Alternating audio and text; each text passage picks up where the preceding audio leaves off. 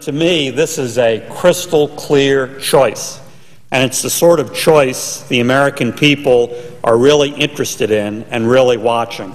It's a choice between doing something that can make a difference in people's lives, that can help people, that can solve a real problem in health care, doing something in that focused way, or one can choose to keep to the big political deal that was made inside the Beltway, inside the White House with the pharmaceutical industry.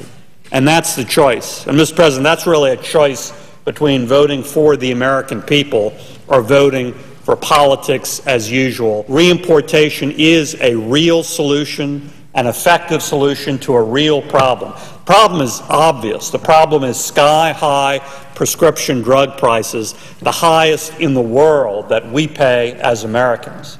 The same drugs are sold around the world in many different cases, Mr. President, and in virtually every case, we pay the highest prices in the world right here in the United States, even though we have the biggest marketplace for prescription drugs. That's the system we're trying to break up. Supporters of this amendment want a true free market in prescription drugs, a world price to lower the U.S. price and dramatically help U.S. consumers. Doing something real about a real problem. And that's what the American people want us to do. Focus on the real problems that exist in health care and attack those real problems in a focused way. The other alternative is to keep the political deal, to vote yes for politics as usual in Washington.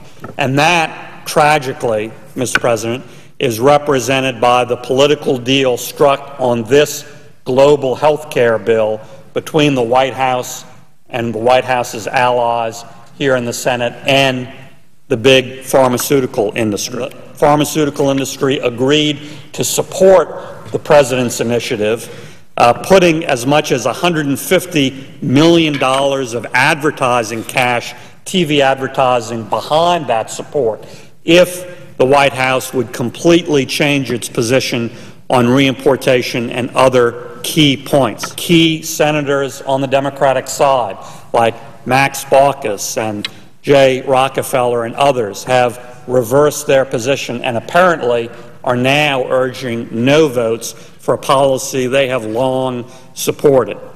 Well, Mr. President, we'll know in a few hours who will be the winner. The American people, through giving them lower prescription prices, or pharma and politics as usual in Washington. Make no mistake about it, Mr. President, that is the choice.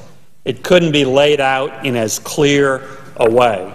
And to choose for the American people, to make real progress for lower prescription drug prices, we need to do not one but two things. First, to pass the Dorgan Amendment, but secondly, and just as importantly, to defeat the Lautenberg Amendment side by side, which would clearly, by all acknowledged sources, be a poison pill to reimportation, an easy way for the administration to ensure that reimportation never happens.